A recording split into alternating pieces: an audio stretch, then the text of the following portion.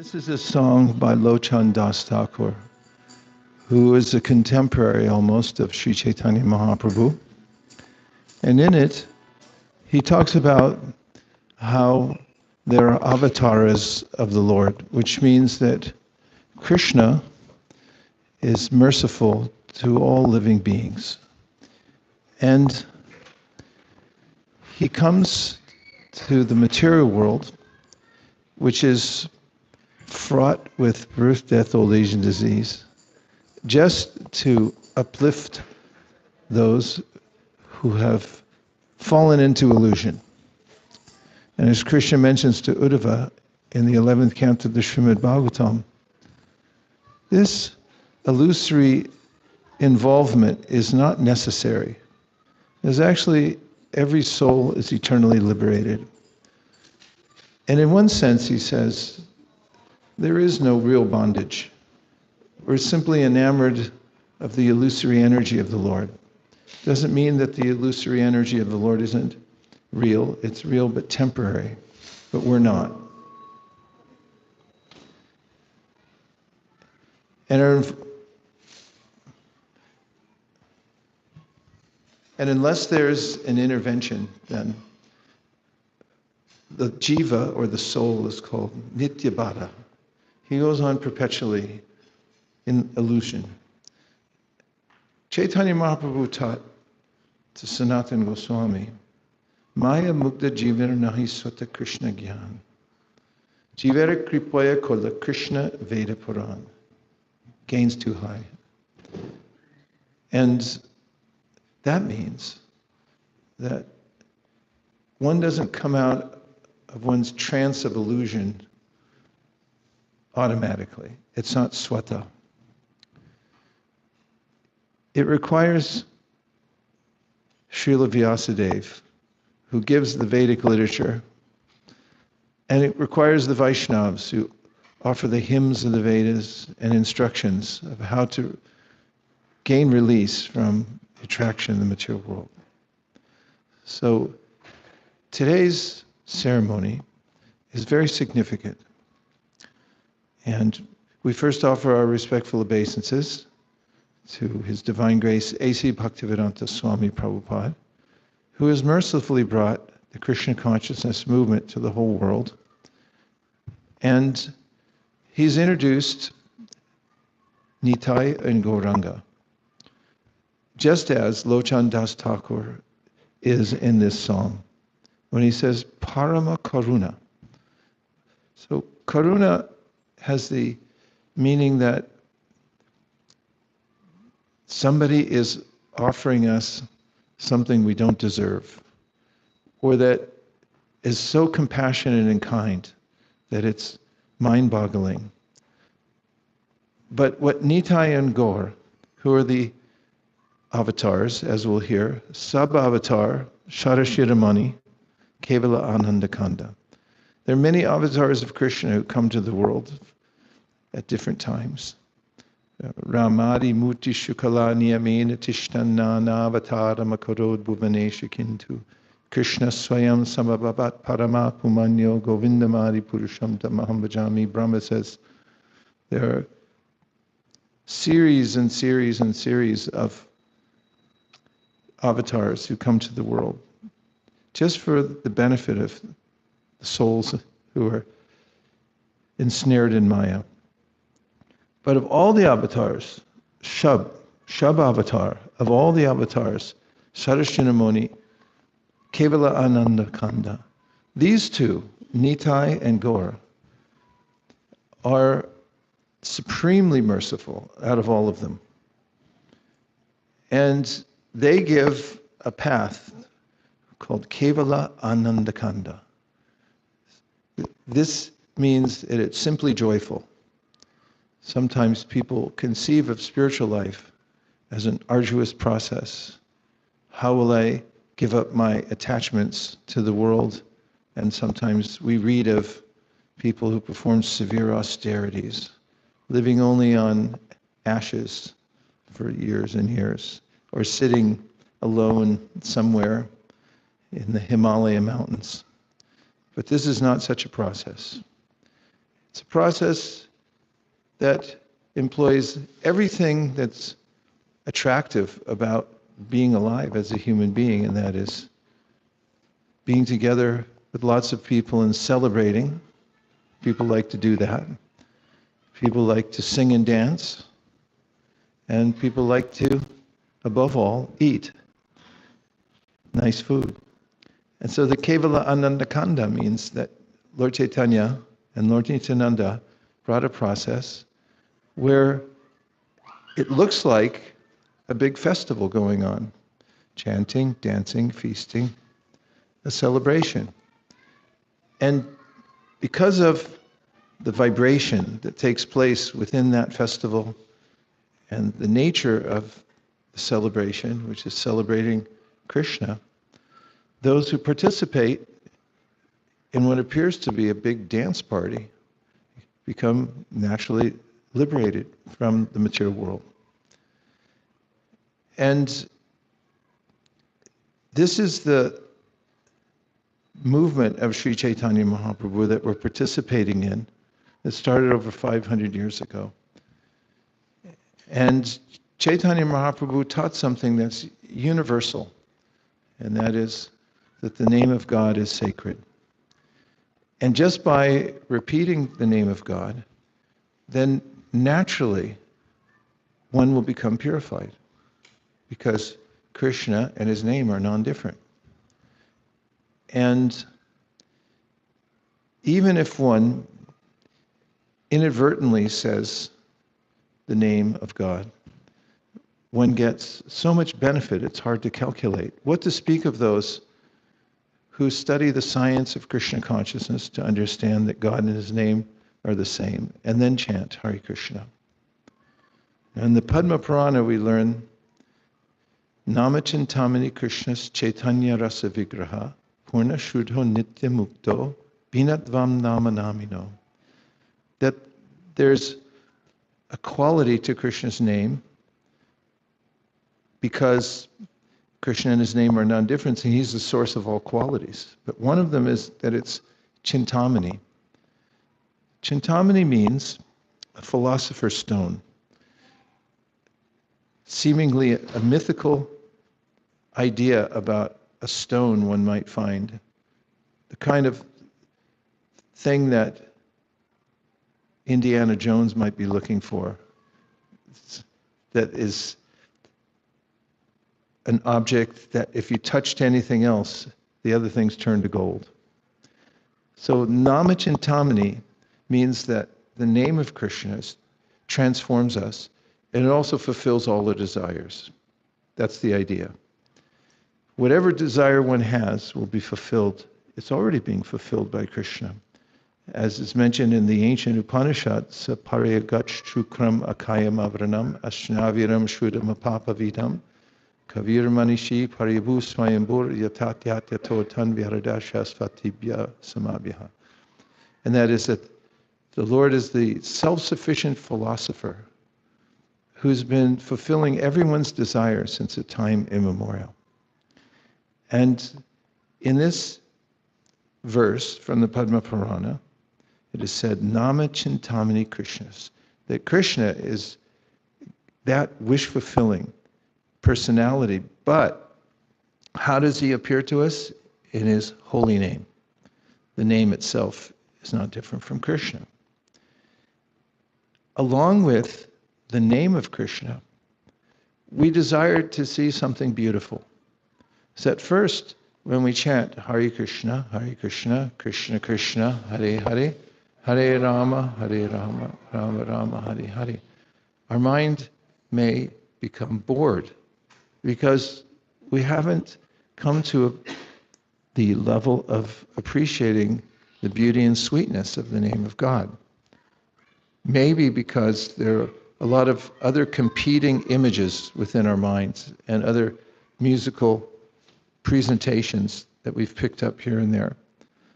And the mind becomes conditioned to the lower modes of nature and cannot fully appreciate the names of God. So in the process of Krishna consciousness, one can also behold the beautiful form of Krishna. And that is called archa.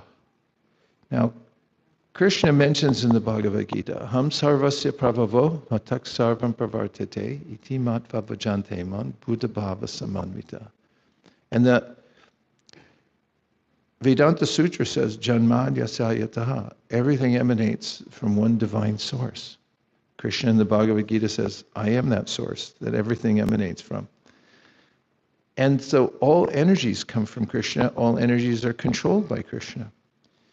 And Krishna has a system through which anyone can meditate on him.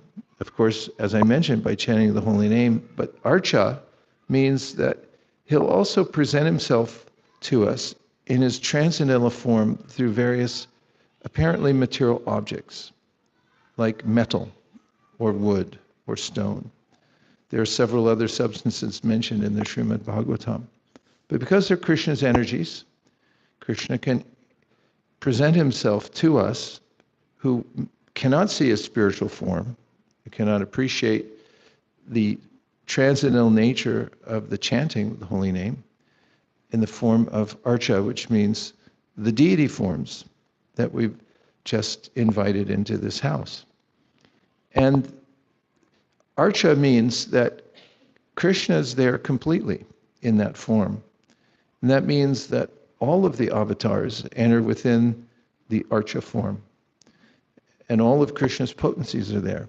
So when one invites Krishna into one's home through the regulation of the Shastra, that's important because, as Prabhupada gives an example, one may ask, well, why not just worship any form because it's all energy of God?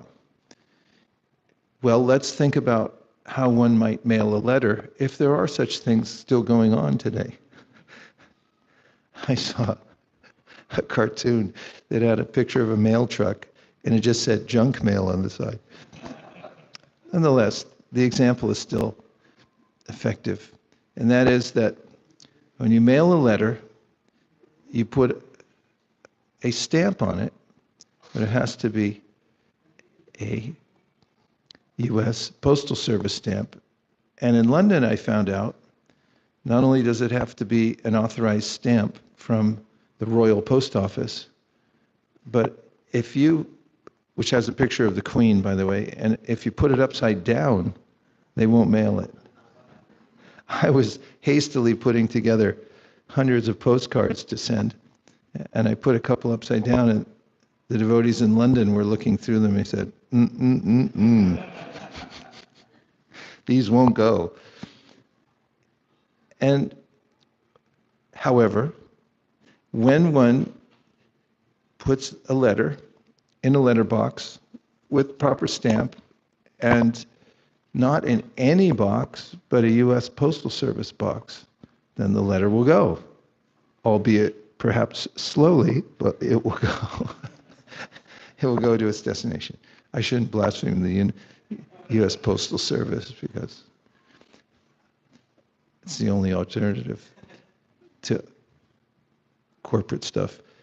Okay, so in a similar way, when one follows the authorized process for bringing archa, the deity, into one's home, and worships Krishna, one has the form of the Lord to meditate on, what to speak of to offer things to. Now, in the Bhagavad Gita, Krishna says, Yat koroshi yat ashnashi yat juhosi dadasi yat tapasyasi kuntiya tat kurushva manarpanam. That you should make a habit of this. Whatever you're doing, eating, giving away, whatever you're going to wear, offer it first to Krishna. And Krishna also says in the Bhagavad Gita, more pointedly, Patram pushpam palam toyam yome bhaktya priyachiti taraham bhakti paritam ashnami paritatmanaha. Ashnami means I eat. So when we offer food cooked with devotion and love to Krishna in his deity form, he eats it. And that's a transcendental process because Krishna is mentioned in the Brahma Samhita as Angani yasya sakalendriya vrittimanti pashyanti panti kalayanti chiram jaganti ananda chinmaya satujvala vigrahasya govindamadi purusham tamaham bhajami. He can eat with his eyes, or with his ears, or with his elbow. But when we offer it to Krishna with love and devotion, then he eats. Then when we take the remnants of food, it's called prasad, or mercy. So in a household where the deity resides and the residents there come to the deity, offer their food before they eat it, and they, in the case of Gaur Nitai, they come and they chant Hare Krishna together. Such a house is not different from a temple. In circa 74, when the temple first opened in Detroit, Michigan, there was an assembly of devotees, and 99.9% of them were brahmacharis. It was a sea of saffron sitting around Prabhupada. But there was one gentleman from nearby who said, when it was time for questions and answers, so all these devotees live in the temple with you, and they all have service. But I live in a house, and I work, and I have 3 kids. Does that fit anybody's description in here? He said, what can I do? And Prabhupada said, this temple is made of brick and stone, and your house is made of brick and stone. In the temple, the business is for Krishna. If in your house, the business is for Krishna, no difference. That was a shock to us, because we thought that unless you were a brahmachari, there was no hope for you.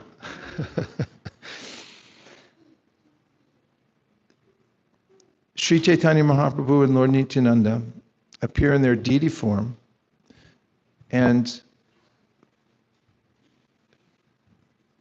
when we chant Hare Krishna, offer our food, and respect the deity, then the house becomes a temple. And we can invite people over. Here, you can invite a lot of people over. And they may need a GPS to find their way around. And it becomes a blissful spot in the neighborhood. What to speak of the family, all of you who live here, have the opportunity to see the beautiful forms of Shri Gaur Nitai. So, Sri Chaitanya Mahaprabhu very deliberately advented himself in the Kali Yuga age. And he also revealed his deity form so that the devotees could worship him. And he also revealed the holy dhams. Those are the embassies of the spiritual world that are here on earth. And one of them is Sri Navadvip Dham. There's a book called Sri Navadvip Dham Mahatmya, in which we hear about the glories of the place where Chaitanya Mahaprabhu appeared, which is Navadvip. And there, Chaitanya Mahaprabhu had manifested his pastimes as a child and a youth. When he was 24 years old, he left Navadvip, took sannyas, and moved to Jagannath Puri. He stayed there for another 24 years, except for 6 years when he went to South India. Anybody here from South India? 1, 2, 3, 4, 5. Are you coming on the yatra? Okay. Have you ever been to South India? You were born there? You've been there visiting. Okay. And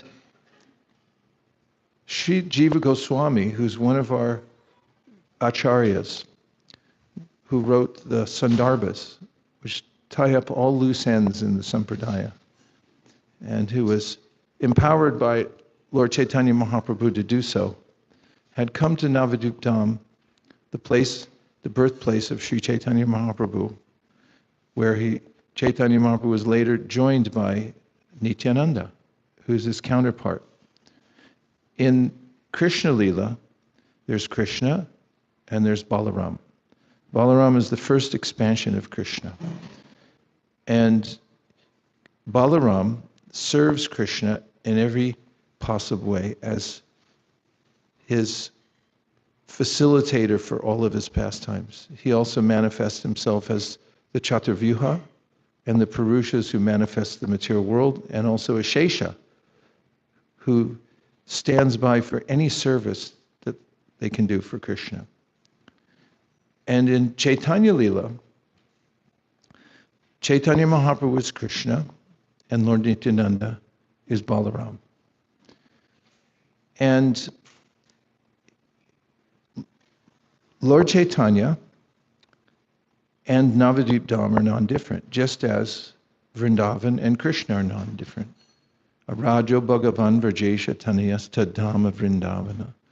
It's mentioned in the Chaitanya Manjusha that Krishna and his Dham are equally worshipable because they're the same. There's no difference between Krishna and his Dham.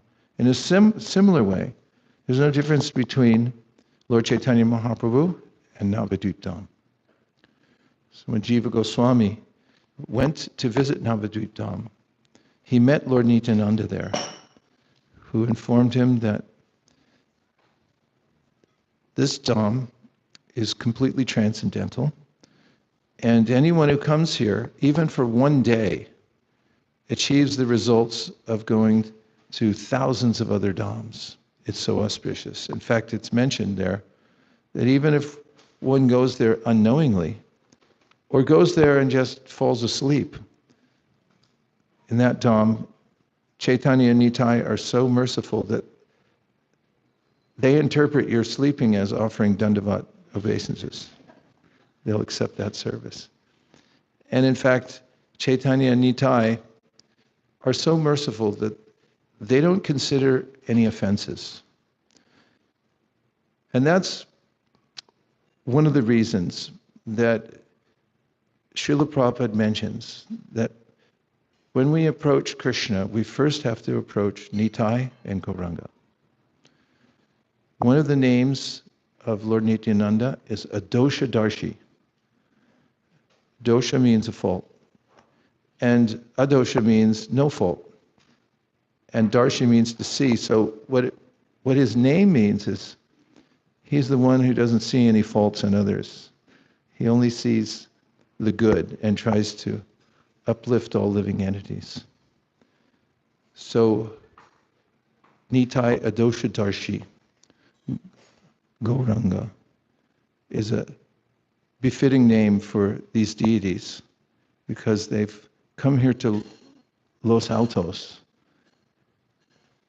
to perform their pastimes here and to give everyone who comes here an opportunity to chant, dance, feast, read the Śrīmad Bhāgavatam. And even if they're busy, they're working, if they have a little bit of association with the Adosha-darshi Gauranga, they'll become transcendentalized and begin to take to the process of devotional service. So this is a great day of celebration. We were feeling great happiness driving over here today, knowing that Adosha-darshi Gauranga would appear in your home. And when I went in the back room to see them, they're so blissful. And it reminded me of the song of Kevala Anandakanda. The whole process of worshiping them or keeping them in your home and just chanting Hare Krishna together is so sublime and effective that anyone who takes to this will become uplifted. At one point, Śrīla Prabhupāda told one of his disciples who had taken to the Grihastha ashram and wanted to know what he could do for a livelihood, that devotee, Dhananjaya Prabhu, could import deities of Nitāi and Gaur. And he said, then you can offer them to people, even people who don't know who they are. And he said, you can tell them they're Hare Krishna dolls. And then Prabhupada said, people collect dolls from all over the world, from Mexico, from China. They keep them in their house. And if you tell people, you take these Hare Krishna dolls into your house, and they'll fulfill all your desires. And then he said, then they will ask you, how is it that if I take these Hare Krishna dolls into my house, they'll fulfill all my desires? Then he said, then you can tell them about Chaitanya and Nitai and the process of chanting Hare Krishna. And Dhananjaya said, but Prabhupada, there's people, they don't have any idea about the lifestyle that goes with chanting Hare Krishna.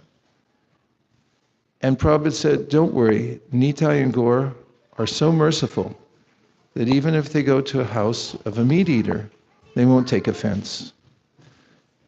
So this name Adosha, Adosha-darshi, is very important, and so is the appearance of Nitāi and Gaur, because in the age of Kali, Vishwanath Chakravarti Thakur says, it's practically impossible to not be affected by the low qualities of this age.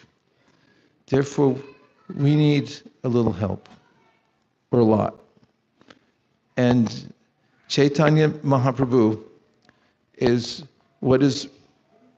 who is recommended in the Śrīmad Bhāgavatam as the prime object of meditation. Karabhajana Muni says, Jayam sada paribhavagnam abhishtadoham tirtaspadam shiva varinchi nutam sharanyam vrityartiham vrandatapala pabhabdipotam vande mahapurushate charanada vindam. He says that Lord Chaitanya is the Mahapurush, the Supreme Personality of Godhead. And Dhyayam Sada, if you want an object to meditate upon, then Lord Chaitanya is your deity.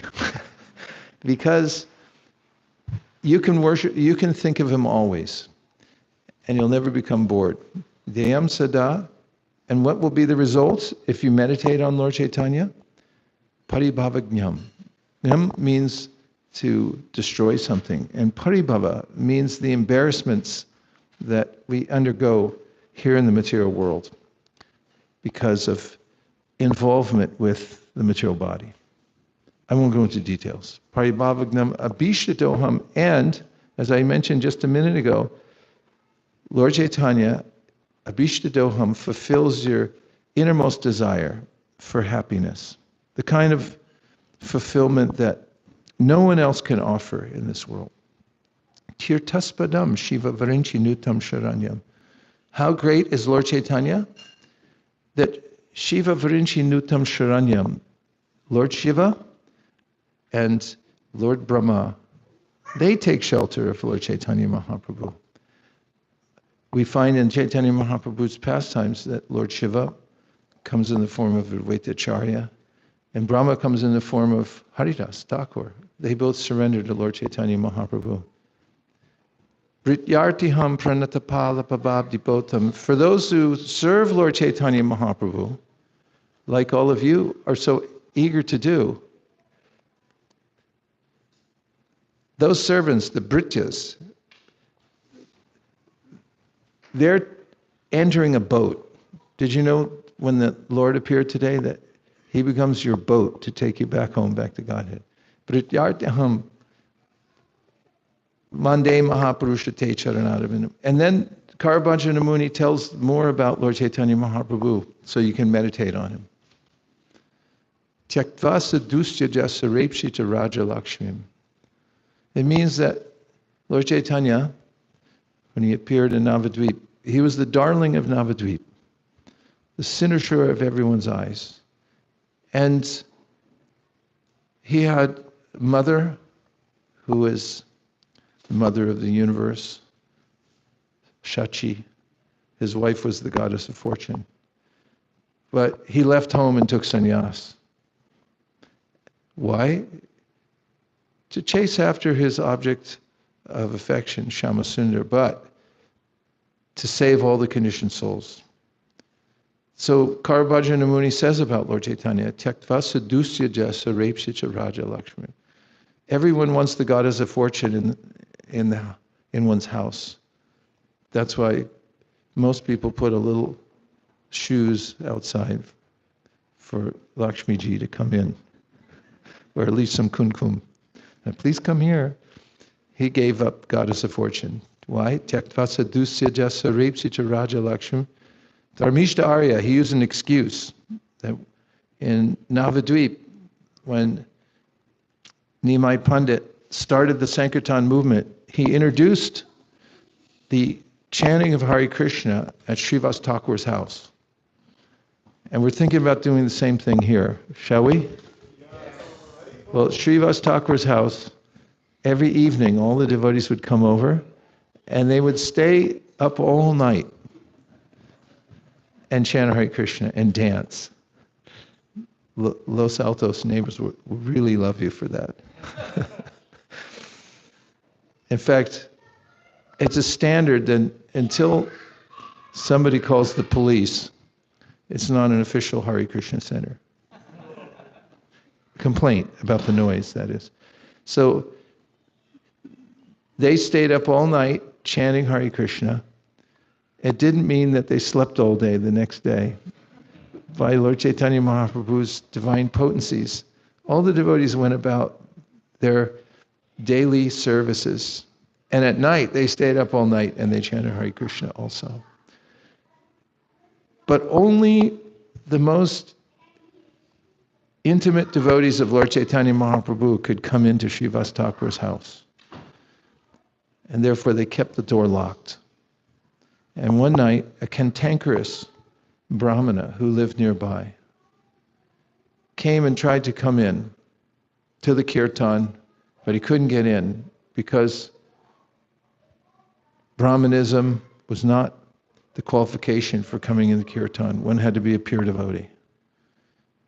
He became so angry that the next day, when everyone was at the bathing cot, he saw Nimai Pandit and he approached him and he broke his Brahman's thread to curse him. And he said, I curse you that you'll never enjoy material happiness. And in his heart, Nimai Pandit became very happy. Deyam sada paribhava tyaktva sadusya jasa repsita raja dharmishta arya means the Brahmana cursed him from the words of the Arya who gave him a curse. He accepted that as an excuse to take sannyas. Dharmishta arya vachasa yadagaranya, and he went to the forest of Vrindavan. And then mayamragam dayita epsita manvadava means that he chased after all the souls of the world to give them an opportunity to take to the process of Sankirtan. And that's what the followers of Sri Chaitanya Mahaprabhu do. As they spread out, we need people in simple neighborhoods. Like we live in the slums of Hillsborough. We could walk to Hillsborough, and then we walk down and cross the El Camino Real, we realize that Burlingame, although the houses are quite expensive, is like the wrong side of the tracks. And if you go further, you can find government housing in other places. This is consistent with the structure of the universe, which has Om Bhurvaswa, different realms. And Chaitanya Mahaprabhu's reach was to go to every town and village. In Toronto, Canada, there's a grand temple that's made out of stone. And that was purchased around 1975. It's on a street near downtown Toronto, which is one of the most expensive streets, real estate-wise, of any street in Northern America. And one of the previous leaders there in Toronto used to go door to door in those houses. It takes half an hour just to walk up the driveway. And someone asked him why he did that, and he said he felt sorry for the wealthy people. So Chaitanya Mahaprabhu went everywhere around the world. Śrīla Prabhupāda went to every nook and corner of the world. And when Chaitanya Mahaprabhu appeared, his associates also appeared, just like when Kṛṣṇa appears. But many of them took birth in places that were outside the holy dham, not near the Ganga. And our acharyas explained this is because he wanted everyone to spread out and give mercy to people everywhere. So this is Lord Chaitanya's answer to how to save the people of Los Altos. So we're witnessing the opening of a new spiritual center here. Is it Los Altos or Los Altos Hills? Just plain Los Altos? Los Altos. Where the appearance of Nitāi Adoṣa-darśī Gaurāṅga have come here to stake their claim that Los Altos belongs to the Sankirtan movement. And soon, with your kirtan, the police will come and say, no, maybe not. They never came to our house. We chanted for many, many years as loud as we could, and I don't know what happened, but nobody called the cops.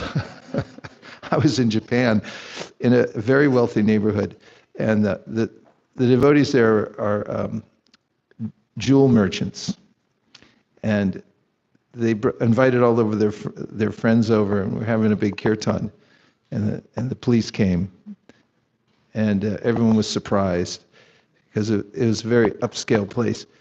And I said, now you're an official Hare Krishna temple.